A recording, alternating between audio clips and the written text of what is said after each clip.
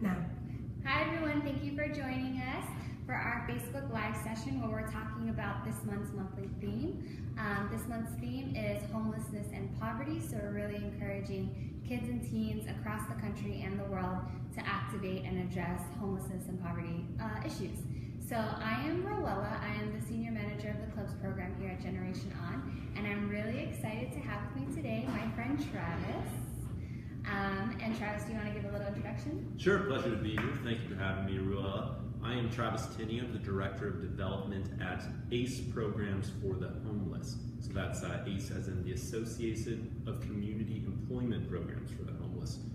So just to give a brief background on that organization, we'll get a little bit more into in a few. It's a workforce development and vocational training program for men and women who are experiencing homelessness. So it's job training, it's skills assessment and skills development that help men and women find full-time employment, exiting the cycle of homelessness.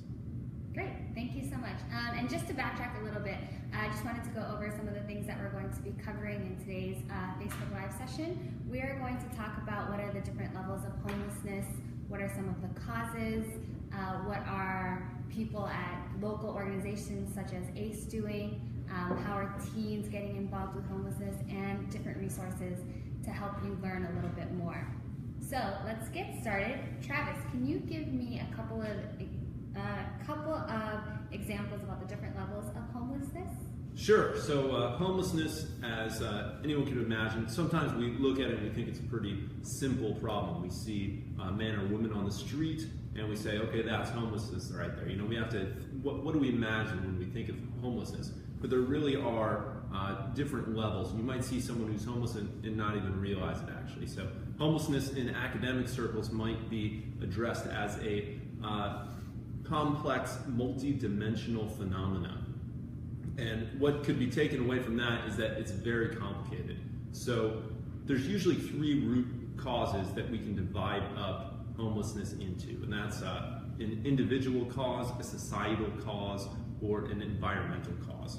And these are root causes, and so individual might be something like a substance abuse problem, or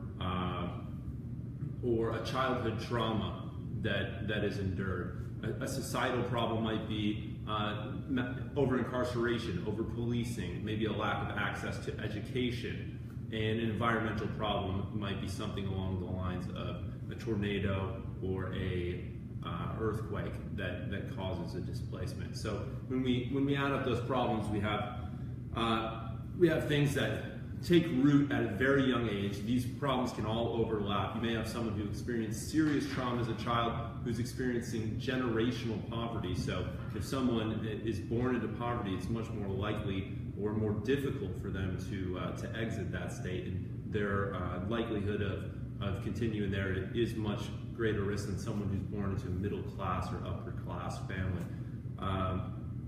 And that childhood trauma may overlap with a lack of access to education, and then also may overlap with poor housing situation that's devastated by a natural disaster, something along those lines. So there are many root causes of homelessness, and identifying each one of them is possible, but identifying how to fix each one, or how to go about addressing each one, is where it gets really tricky.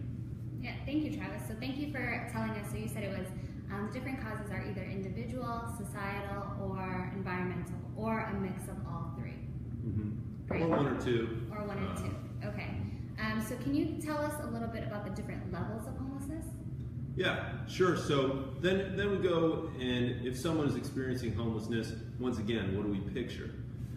We're seeing someone who might be on the street, or in New York City, we see people on the train, and that is street level homelessness. So that is a very dire situation, and a lot of these individuals are experiencing undiagnosed or diagnosed mental health issues that make it very difficult for rehabilitation as well. But that is not the only face of homelessness. So here in New York City, while there are thousands of people in that condition, there are also 62,000 people, including 24,000 kids and 19,000 families living in homeless shelters.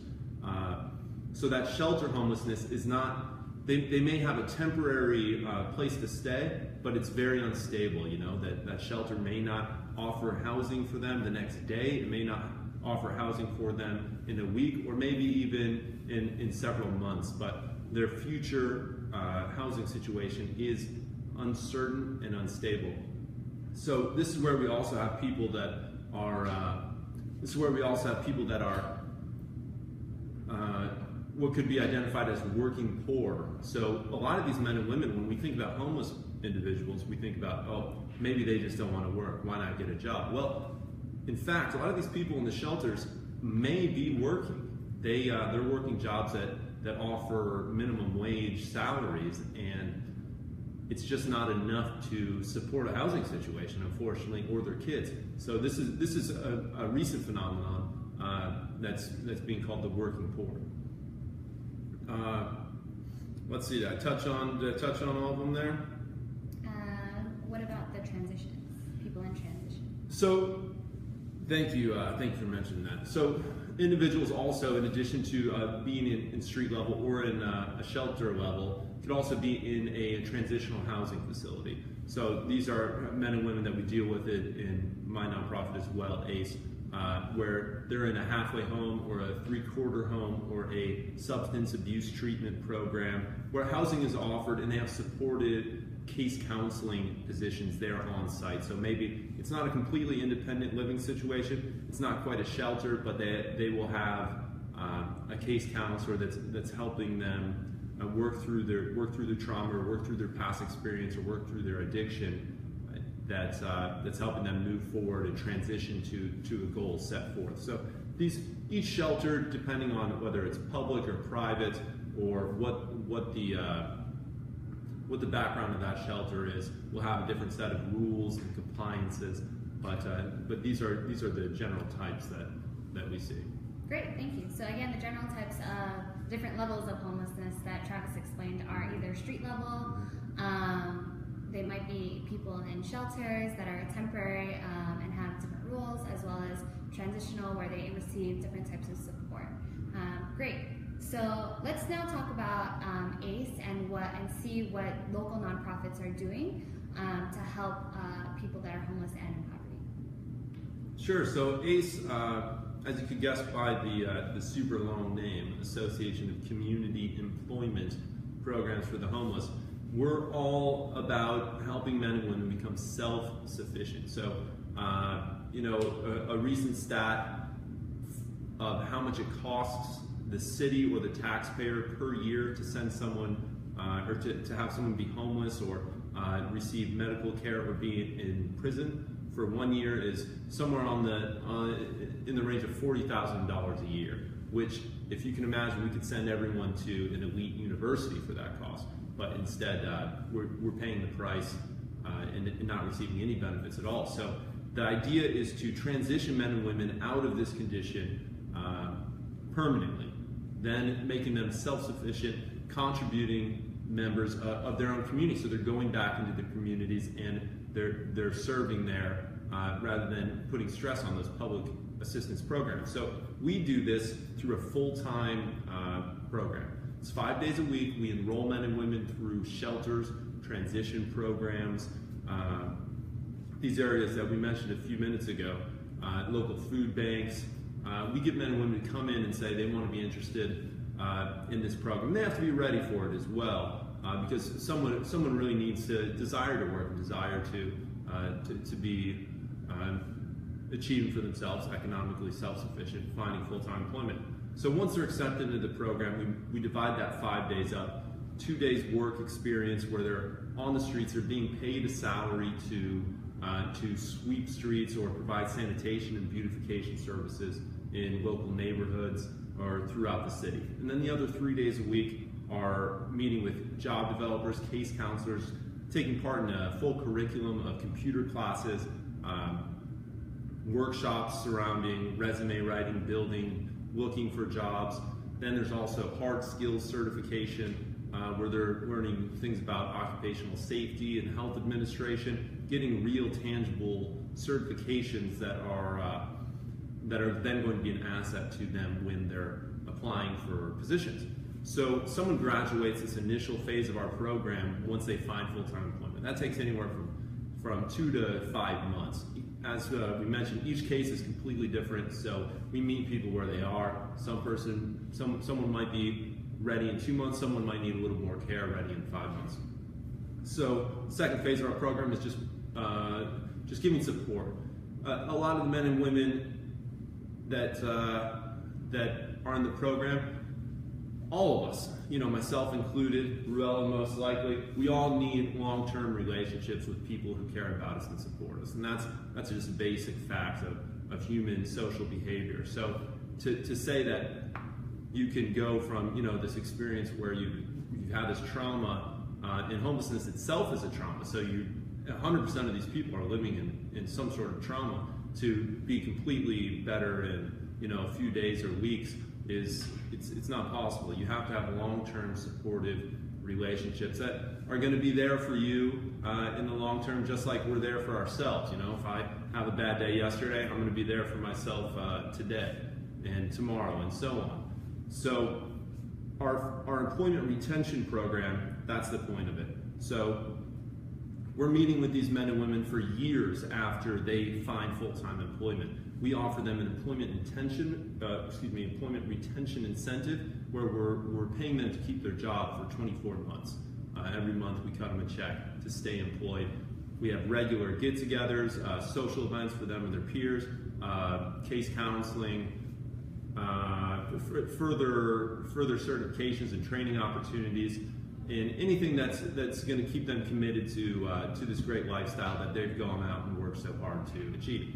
Last tier of the program is our housing subsidy, which is just offering a little subsidy to pay their rent, which then allows them a little bit of mobility and freedom to get further training, which will then increase their earning power and give them even more solid foundation on which to succeed moving forward. So oftentimes we'll be involved with a program participant or a client of ours for years, and it's them doing all the work.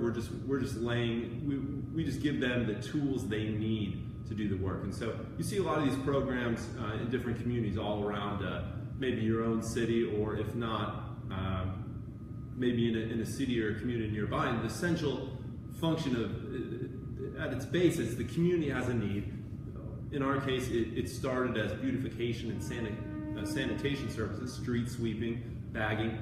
We said, okay, here's a group of people who are more than capable of taking care of that.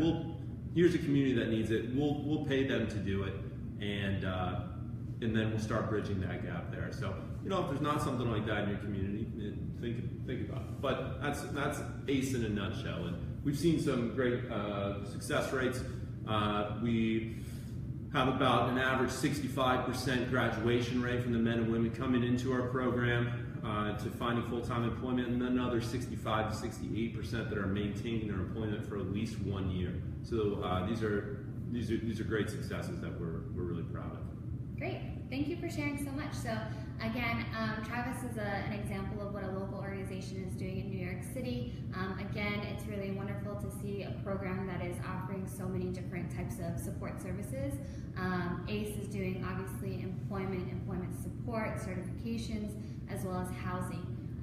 And this might look a lot different from what is available again in your communities and what kids and teens are doing. So I wanted to offer some examples about what Generation On is seeing from its network. So some of the ways that kids and teens are getting involved to address homelessness and poverty include providing food supplements. So they're putting together donations from their communities, their schools, their families, and some people have assembled weekend backpack programs where they're sending food home with the kids every weekend.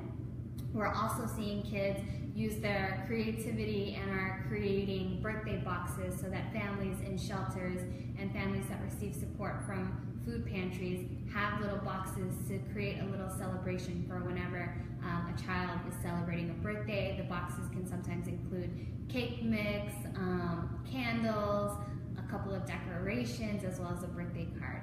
So again, these are different levels in which people in the community are addressing homelessness and poverty, as well as providing support in different ways. So what are different ways, so now that we've given you some examples, what are other ideas in which youth and teens can get involved with addressing homelessness and poverty? Travis, do you have any ideas? Yeah, so if youth and teens want to get involved, if you want to facilitate a group of teens or youth getting involved, there's always going to be somewhere nearby that's addressing a need and probably needs some help. I mean, great starters are, like Lorella said, getting food kits together and bringing those to a local food bank. Really finding local institutions that could use your help and support is crucial. So maybe a church that does that serves food every night. There's a lot of institutions, organizations that host people on a daily basis, and they need people to prepare meals, to serve meals, and that's really an excellent entry point to getting youth, to getting kids, to getting adults involved in seeing this on a face level. The most important thing to getting involved is really getting in the mix on some level to start with, and then you'll always find connections and opportunities to move forward from there. But given the size and the complexity of the issue, you got to find a simple starting place, and a lot of times it is these places in our own communities that are providing direct services. Great. And then also Feeding America is a website online. They have different ways that they feed the community, but they also have a search service online that you can enter your zip code, enter your city, and you can find your local food pantry that way. Otherwise, an easy Google search will definitely be able to show you what's available in your community. So that's one way. Great. So great advice, start local. Another thing that we suggest you do is, Travis talked about the complexity of why different people become homeless, what are the risks of becoming homeless. So you can definitely educate other people about these things, and also along the way combat the stigma that people that are homeless are ones that are lazy. That's definitely not the case when it comes to looking at the complexity of homelessness. People that are homeless are drug users. That definitely is a factor, but again, it's not the overarching reason why everyone is homeless. Right, and combating the stigma is important because it is just such a complex issue. When you have someone come up to you, like I had a client come, and I was having a discussion with them, and well, I'll call him Bruce for the sake of the story, but I talked to him, and he just casually told me, he said, "You know what, Trav? Yeah, man, I grew up in a foster home," and he wasn't overly emotional about it, but he said, you know, the people, the facilitators there, they would take us when we were kids and they make us fight each other. And this was when he was, 8 or 9 years old. He's getting pitted against other kids his age in a place that's supposed to be a supportive environment. So when you're up against those kind of odds, it's hard to look at someone and say, why don't you get back on your feet, because it's really probably beyond anything that certainly I've been through, or many of us have. Yeah, so definitely educating others about the complexities, and as well, again, fighting the stigma that's placed on people that are affected by homelessness. Another idea that we suggest is potentially providing information about the different support services that are available to people in your community who are at risk of being homeless or struggling with this. So, for example, lots of youth are creating hygiene kits, food kits, backpack programs. Maybe consider adding some informational flyers about the different programs that are supporting people out there who are affected by homelessness and poverty. And you can help facilitate a group of young folk that want to get involved to do a fundraiser as well. That's a really empowering feeling to be able to cut a check to an organization and say, you know what, we're going to be responsible for these outcomes for your organization. Especially, I've had a few teams that kind of have that sort of, they nominate us for their grant making, for their teen philanthropic efforts, and they're always really proud of the work that they're able to do through that effort. So just getting organized and seeing an outcome based on it is going to inspire further action. Great. And I just want to inform everyone that we have our upcoming Make Your Mark on Hunger campaign. We're launching on March 15th, that's this Wednesday, and it is going through, or next Wednesday, I apologize, going through the end of April, April 30th, and we are challenging kids across the country to make their mark on hunger. So one way that you can help with address this issue of homelessness and poverty is through this Make Your Mark on Hunger campaign. You can visit generationon.org/hunger for different ideas on how to get involved. And definitely the food kit idea and the weekend backpack feeding program is definitely ways that you can not only address hunger as well as homelessness and poverty. Great. So now we're going to wrap up our Facebook Live session with different resources you can turn to learn more about homelessness and poverty. And the first one I want to share with you is Learning to Give. They are our partner site. They have tons of great resources. They have lesson plans, ready-made lesson plans that tie in homelessness and poverty, as well as a bunch of different social issues with what you're already learning in your school and your curriculum. So they're a great resource. Definitely make sure you head over to Learning to Give to check out what's available there. Additionally, Generation On also has different project guides that are available to give you ideas on ways that you can make your impact. We also have fact sheets that give you fast facts about what homelessness and poverty look like in the US as well as internationally. So the fact sheets are really great ways to start conversations and start investigating the different social issues. And we don't only have fact sheets for homelessness and poverty, we have it for our other 12 different issue areas listed on our website. And lastly, books are a great way to really build empathy and understand the situation that other people are living. So we have a book list of different children's books that talk about homelessness and poverty that you can share with your group of young people that you're working with on these different issues.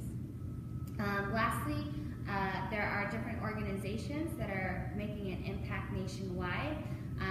One organization you can look to is Coalition for the Homeless. They offer food services, housing, job training, and all sorts of things to really address the complexity of homelessness. You can go check out their website and get more information, but again, with Travis's advice, you want to definitely start local. So find the organizations that are available within your community and figure out how you can support and uplift their work. And if you're in New York City, acenewyork.org is where to learn more about ACE programs for the homeless. Yeah, so if you have any questions, feel free to leave them in the comment box. We have Diaranis, my colleague, linking all of the different resources right now in the comment box, and if you have anything, we'd be more than happy to help you with the questions or get more information to you. But if there are no questions, we just want to thank you for taking the time to review our Facebook Live session. And again, these are things that we're doing monthly to help really investigate the different social issues that we are calling teens and kids to address. So thank you, Travis, for joining us. Pleasure to be here. Thank you, Val. And thank you, everyone online, for watching. Bye.